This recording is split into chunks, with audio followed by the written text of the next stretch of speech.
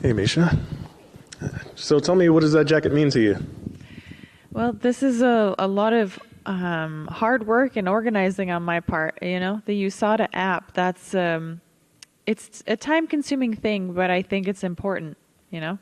So, like whereabouts, right?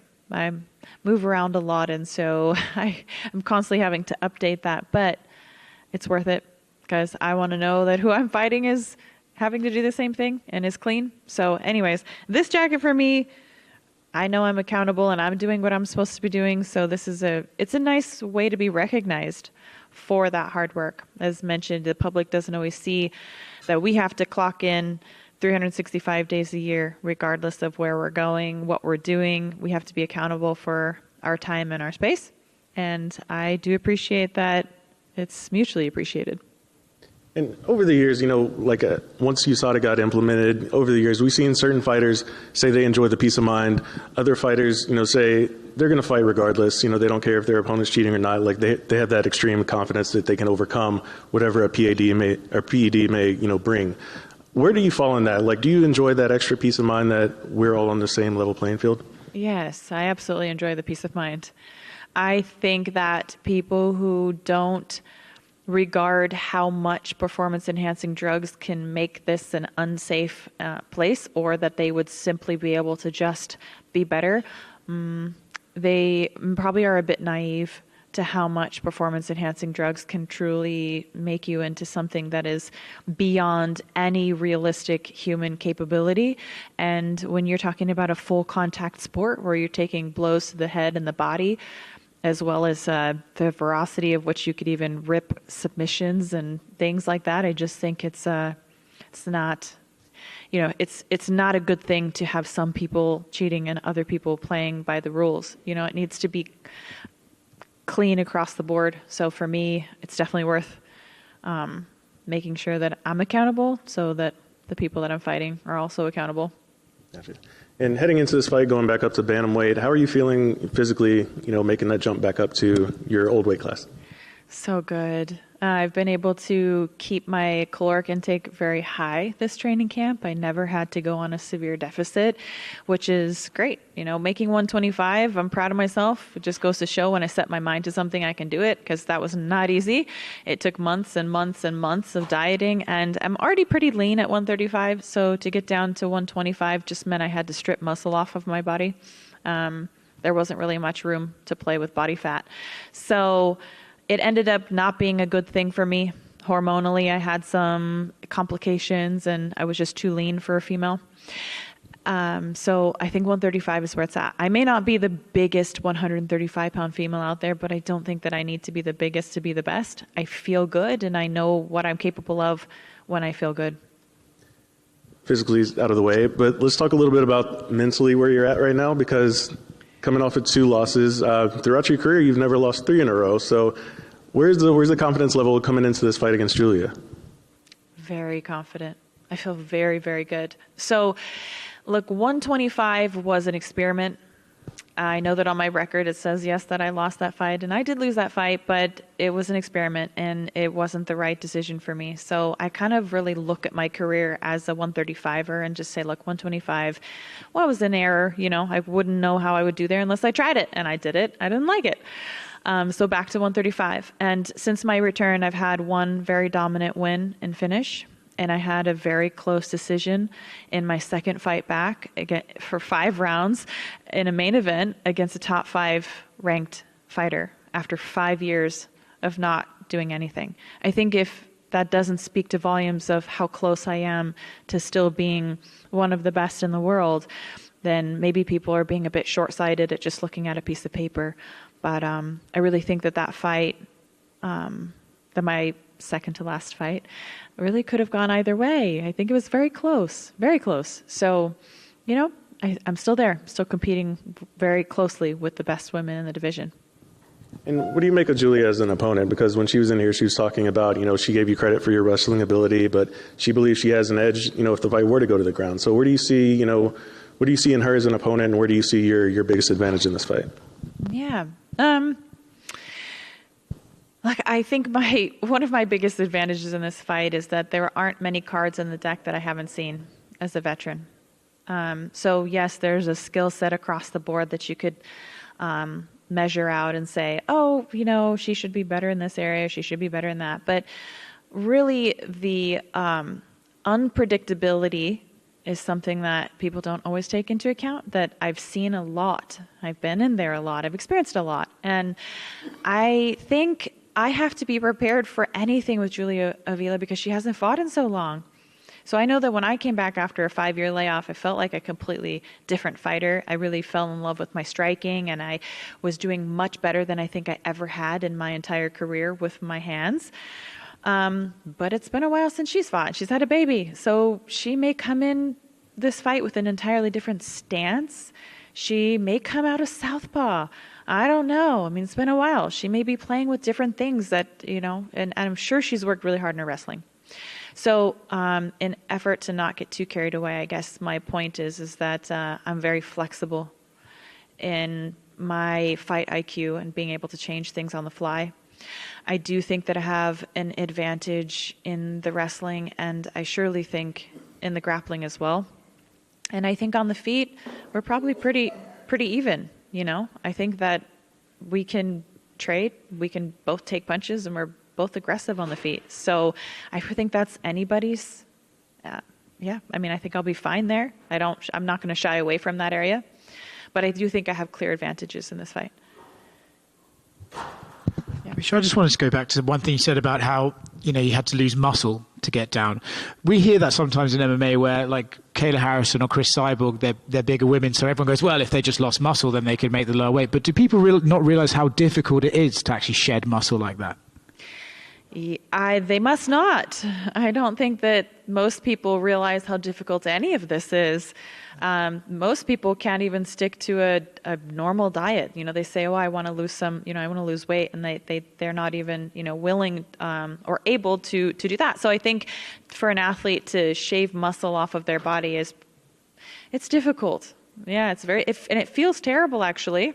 It's kind of, it's like this burning feeling in your body. I don't know how to explain it, but it's like your muscle just being liquefied. It's not a very nice feeling.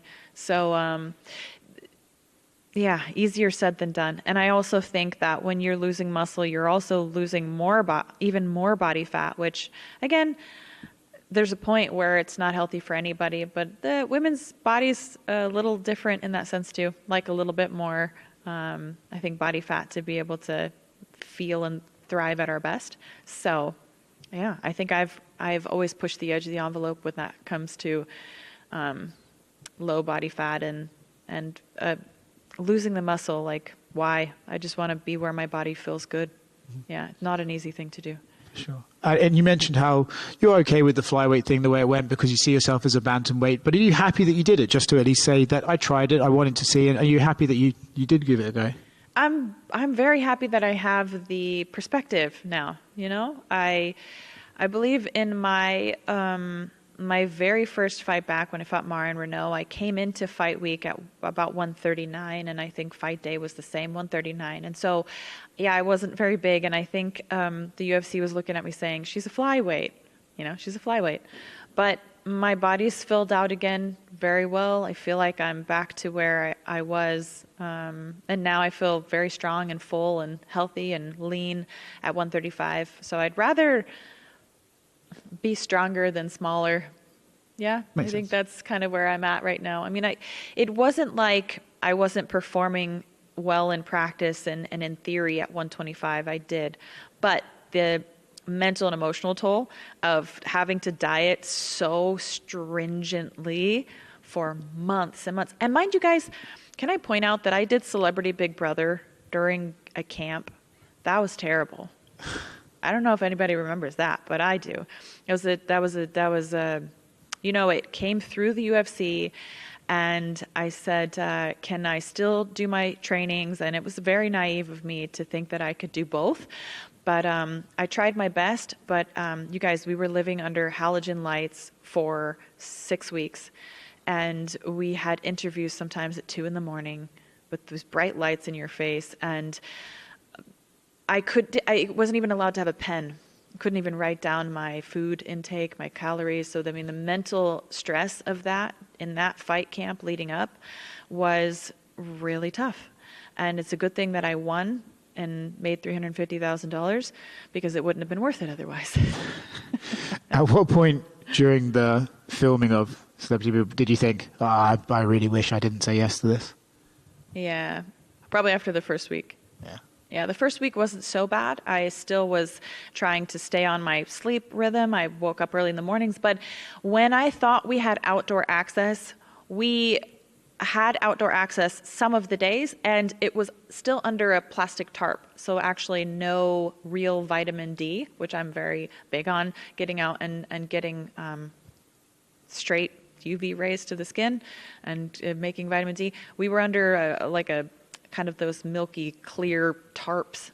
So everything that I did was, I'm hyper vigilant on the way that I sleep, the way that I supplement, the way that I eat, the way that, I mean, down to the T. And it was near impossible inside that house. Not to mention, at any point we could be doing a competition or we're supposed to be strategizing how to, defeat this, So, there was a whole element of that really threw a big wrench in the preparation and threw my body out of whack. And I'm so mentally tough that I stuck it out. And I still remember that the counselor, there's a counselor that's on hand pretty much 24/7 because people melt down in that house. It is a human social experiment. We felt like little lab rats, but I was the only one who did not speak to the counselor the entire time. I am just an internalization machine. So I was internalizing a lot, and that was really tough.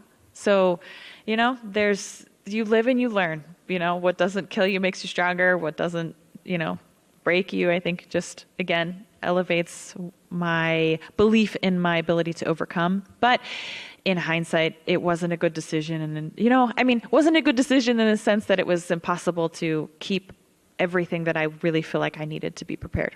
So that was part of that journey as well. But it's in the past. I've learned from it. Really proud of myself from being able to do it. Yeah. Right? I don't think many people could understand how difficult that is, much less get through it. So I did it. And now I'm happy that this was actually a very good, healthy, balanced camp. Thank you. Yeah. Miesha, you've gone toe-to-toe with the best in the world. There you marked your stamp as a legendary career. What goals, is the eye still on the championship gold, or what goals, what do you want to accomplish still? Well, I want to accomplish a ready transition, I guess. So my goal is not to give up on myself or quit on myself before the time for change is actually here. So a lot of people, again, will look at my record and say, she lost her last two and she should retire. I hear these words and I just want to throw it out there to anybody, never to quit on themselves based on what other people say, and never too early. Really give it your all. So that's what I'm here to do. I don't know if that looks like any specific thing. It's just, it feels right to be here right now. It feels like this is what I'm meant to do. This is what I want to be doing. So I think when all those things come together and you know that it's right, then it's right. And at some point, this chapter is going to close, and I certainly think I'm much closer to the end of it than I ever, have been before. But it didn't stop with my last fight. And I don't know if it'll stop with this fight. I really feel like at any fight, at any point, could be my final fight. And I'm okay with that because I've built an emperor-worthy, life that I feel like these wins and losses don't define me anymore. It's not just everything like it used to be. Don't take that the wrong way. I have worked my butt off for this camp, and I want to win this fight more than anything. I've worked so hard, and I've sacrificed, and I've loved the process, and I want to win, and I really believe that I'm going to. But again, I'm much more effort-based than ever before, But if I win on Saturday, that's what I feel like it's meant to be. But if I didn't, guess what? I wake up on Sunday, my kids are still going to be kissing me, My fiance is still going to be there. My parents are here. Like, we're going to go enjoy Austin, Texas, you know? So I guess having that mental and emotional flexibility as an athlete gives me a unique and freeing perspective on being able to go in and just have fun, like just fight. I am going to fight my ass off, and I'm taking the pressure off. No more fight with the scale, no more celebrity Big Brother, no more like this nonsense. Like, figure it out, Miesha, you know? So I'm very focused on what I want in this moment. And can I just give a really big shout out to the UFC right now for Micah? He is the mental coach there at the UFC Performance Institute, who's free and available to us and has absolutely changed my life. He's not only changed my life as far as fighting goes, because he's there for performance reasons, but everything that I take away about being present for a practice or a fight or competition, like, be here right now. So we've all got laptops and computers and all these things, the demands we're meeting all day long. So our minds are racing all day. And it's like, how do we just get present with what we want out of this moment and not be where we were yesterday or what we need to do in 5 minutes, 10 minutes, and tomorrow? You know, and that's difficult as a parent to not have our mind. Like, for me, I have 2 small kids, 5 and 3. So like, how can I be at practice and not be thinking, okay, I need to, oh my gosh, grocery list and laundry and school and this and packing lunch and be getting ready for practice? Like, that's not, it doesn't work well like that. And so I was missing that mark for a little while, just not knowing there was a better way to be. Grounding myself with my senses, being present in the moment, deciding, look, this is what I want out of this moment and this is what I want out of this moment, and I'm going to get the most out of those. You know, now I go to practice, there's no bullshit. I warm up, I train, I leave. I'm fully focused on that. No more thinking about other stuff. And when I go home, fully focused on my kids. When I go, you know, do other things, fully focused on that. That's a game changer. If anybody is not doing that, I highly recommend it, because I just didn't know how valuable of a skill set that was. And in my last fight, as I mentioned, I went down to 125, felt like the fight was kind of more with the scale, and I was somewhere else in the fight. I don't know where I was, and I don't know how it's possible to not be present when someone's trying to take your head off. Call it a maladaptive coping skill, but I think sometimes when I just get like high pressured situation, I'm like, like I kind of check out, or I have before. I would say that's happened 2 times to me. When I fought Raquel Pennington and when I fought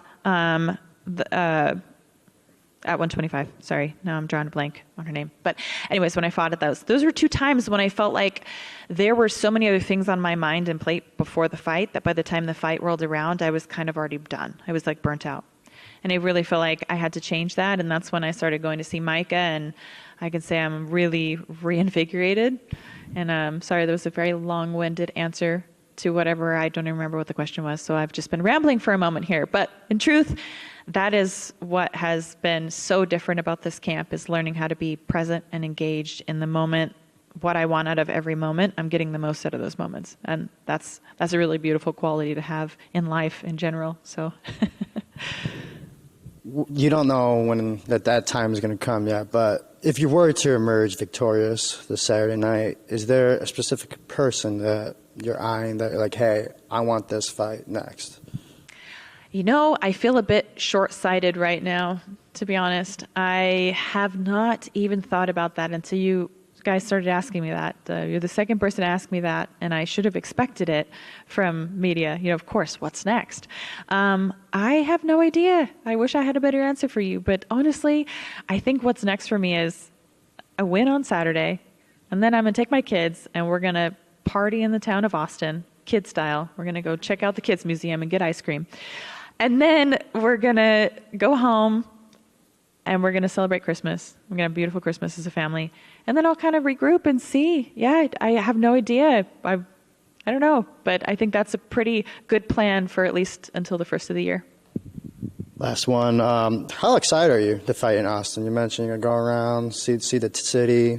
I mean, what does it mean to fight in Austin, Texas? It's so cool. I'm so excited to fight here. So I've never been to Austin, Texas, but I'll tell you what, in places that I have left to travel inside the U.S., this was on my top 5 list of places that I hadn't been that I just really wanted to go. And I feel like it's great that we're here, and we're staying a few extra days, as I think I mentioned. So I'm going to take my family around, and we're going to enjoy Austin and some great barbecue food afterwards. And I'm also really glad that this is open to the public.